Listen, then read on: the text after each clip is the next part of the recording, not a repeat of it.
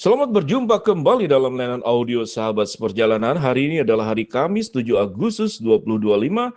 Tema renungan saat teduh kita dengan judul Jangan Jadi Buah Busuk. Firman Tuhan terambil dalam Galatia 5 ayat 20 sampai dengan ke-23. Perbuatan daging telah nyata, yaitu percabulan, kecemaran, hawa nafsu, penyembahan berhala, sihir, perseteruan, perselisihan, iri hati, amarah, kepentingan diri sendiri, percideraan, roh pemecah, kedengkian, kemabukan, pesta pora, dan sebagainya. Terhadap semuanya itu, kuperingatkan kamu seperti yang telah kubuat dahulu, bahwa barang siapa melakukan hal-hal demikian, ia tidak akan mendapat bagian dalam kerajaan Allah. Tetapi buah roh ialah kasih, sukacita, damai sejahtera, kesabaran, kemurahan, kebaikan, kesetiaan, kelemah lembutan, penguasaan diri. Tidak ada hukum yang menentang hal-hal itu. Mari kita berdoa. Bapa yang di dalam sorga, biarlah hidup kami menghasilkan buah roh dan bukan menjadi buah busuk. Dalam nama Tuhan Yesus kami berdoa. Amin. Shalom sahabat seperjalanan yang dikasihi Tuhan, kita tahu dengan jelas manfaat daripada buah yang sedemikian luar biasa. Di dalam kandungan buah kita menemukan ada banyak sekali manfaat faedah buat kesehatan kita. Dokter itu menganjurkan makanlah buah dengan berbagai macam warna.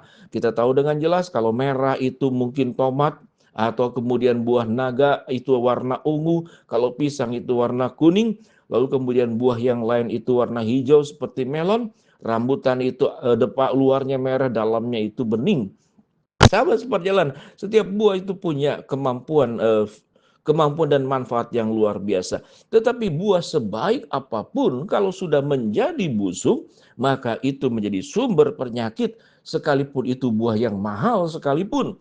Tetapi kalau sudah busuk, tidak boleh dimakan sama sekali. Tatkala kita paksakan makan, maka buah busuk berarti penuh dengan bakteri, akan menghasilkan penyakit, bahkan dalam kondisi tertentu bisa menyebabkan kematian. Jadi kesimpulannya, buah yang baik itu adalah tatkala tidak dalam kondisi busuk, tapi dalam kondisi matang. Sahabat seperjalanan yang dikasihi Tuhan, kita kalau bicara tentang buah roh, kita sudah sangat mengenal Galatia 5 ayat 22 sampai dengan 23. Maka digambarkan pada ayat yang sebelumnya, 22 sampai 23 buah roh: kasih, sukacita, damai sejahtera, kesabaran, kemurahan, kebaikan, kesetiaan, kelemah lembutan, penguasaan diri. Tidak ada hukum yang menentang hal-hal itu. Itu yang kita harus perjuangkan atau kita kategorikan sebagai buah yang baik, yaitu buah roh. Apa itu buah busuk? Buah busuk kita baca pada ayat yang sebelumnya. Yaitu apa? Perbuatan daging itu buah busuk. Percabulan buah busuk, kecemaran buah busuk, hawa nafsu buah busuk, penyembahan berhala, sihir, perseteruan, perselisihan, itu buah busuk. Iri hati, amarah, kepentingan sendiri, percideraan, roh pemecah, itu buah busuk. Ayat 21, kedengkian, kemabukan, pesta pora, dan sebagainya, itu buah busuk. Lalu Paulus mengatakan kepada jemaat di Galatia, terhadap semuanya itu, kuperingatkan kamu seperti yang telah kubuat dahulu, bahwa barang siapa melakukan hal-hal itu, tidak akan mendapat bagian dalam kerajaan Allah. Sahabat seperjalanan yang dikasihi Tuhan, Tuhan memberikan gambaran kebenaran dengan sangat mudah dipahami. Bagaimana kebenaran digambarkan dengan buah roh, tetapi bagaimana kemudian dosa itu digambarkan dengan buah busuk. Sebaik apapun semua yang kita lakukan, tetapi dengan motif yang tidak baik, dengan perbuatan yang tidak baik, kita membawa kebusukan kemanapun. Satu kali sahabat perjalanan, karena saya menjaga kesehatan, saya seringkali membawa buah. Dan kemudian secara tidak sadar ada satu pisang yang kemudian tersimpan di tas saya, yang saya lupa untuk keluarkan. Satu kali kemudian mengapa tas saya itu sangat bau luar biasa. Saya periksa satu persatu, ternyata ada satu pisang yang tersimpan di bagian bawah tas, backpacker begitu, yang kemudian lupa dikeluarkan, dan itu bau busuk luar biasa. Setelah bau yang sangat menyengat, barulah saya menyadari, kemudian dicuci. Setelah dicuci bersih dengan sabun, dan kemudian sudah kering, sudah dijemur, lalu tetap baunya itu tetap menempel, dan ada sekalipun tentu sudah sangat berkurang. Sedemikian luar biasa. Bau busuk yang menimbulkan rasa tidak nyaman, penyakit, dan tentunya juga menjadi bagian yang sangat berbahaya untuk sebuah kehidupan kita. Oleh sebab itu, kita harus berjuang agar hidup kita jangan sampai menghasilkan buah busuk, tapi buah roh. Sahabat seperjalanan yang dikasihi Tuhan, dengan gambaran-gambaran seperti demikian, apa dosa yang ada di dalam diri kita yang masih kita lakukan, yang masih kita perbuat? Dosa apa? Mungkin kita melakukan yaitu percabulan, melakukan kecemaran, melakukan tindakan hawa nafsu, penyembahan berhala, sihir, perseteruan, perselisihan, iri hati, amarah, kepentingan diri sendiri, percideraan, roh pemecah, kedengkian, kemabukan, pesta pora, dan sebagainya. Biarlah kita punya kepekaan Tuhan. Dosa apa yang membuat hidupku itu tidak bisa memuliakan Allah? Dosa apa yang membuat hidupku itu kemudian melukai orang lain? Dosa apakah yang di dalam hidupku yang membuat kami menjadi tawanan iblis? Kemudian iblis menggerakkan kami sehingga hidup kami tidak di dalam kebenaran, tapi di dalam keberdosaan. Kalau kita sudah menyadari, maka akuilah semua dosa itu di hadapan Allah. Lalu berjuanglah agar hidup kita dipenuhi oleh buah roh. Bagaimana kehidupan kita diubahkan. Kita menjadi orang yang penuh dengan kasih. Kita menjadi orang yang penuh dengan sukacita, bukan dengan iri hati, bukan dengan ketakutan, kekhawatiran, kegelisahan yang tidak perlu. Kita menjadi orang yang penuh dengan damai sejahtera. Kita tidak terganggu untuk memperbandingkan hidup kita dengan orang lain.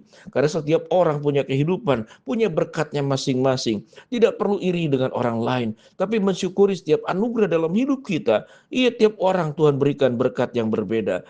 Berikan kita juga kesabaran sebagai buah roh dalam menghadapi berbagai macam hal. Lalu kita seringkali mengatakan, kesabaranku sudah habis. Aku sudah memberi kesempatan 3 kali. Namun saat ini aku tidak sabar. Kesabaran yang sesungguhnya memang tidak ada batas. Kita juga menjadi orang yang penuh dengan kemurahan. Kalau dulu menjadi orang yang sangat kikir, sangat pelit, harus membantu pun tidak membantu. Kita menjadi orang yang sangat serakah, menjadi orang yang penuh dengan perhitungan. Tapi setelah kita memiliki buah roh, kita menjadi orang yang murah hati, menjadi orang yang baik, dan juga menjadi orang yang setia. Orang yang setia, kita tidak mengkhianati sebuah janji, baik janji pernikahan, baik janji ke dalam pekerjaan, apapun bentuknya. Karena ketidaksetiaan itu akan menyakiti banyak orang. Kita pun menjadi orang yang lemah lembut. Bagaimana kalau dulu kita adalah seorang pemarah, kesenggol dikit bacok, kesenggol dikit ngamuk, kesenggol dikit langsung tensi darah tinggi. Tapi setelah kita menjadi orang yang sudah memiliki buah roh, kita akan menjadi orang yang lemah lembut. Dan firman Tuhan berkata, bagian yang terakhir dari buah roh adalah menjadi orang yang bisa menguasai diri. Pada ayat 24 dikatakan, barang siapa menjadi milik Kristus Yesus, ia telah menyalibkan daging dengan segala hawa nafsu dan keinginannya.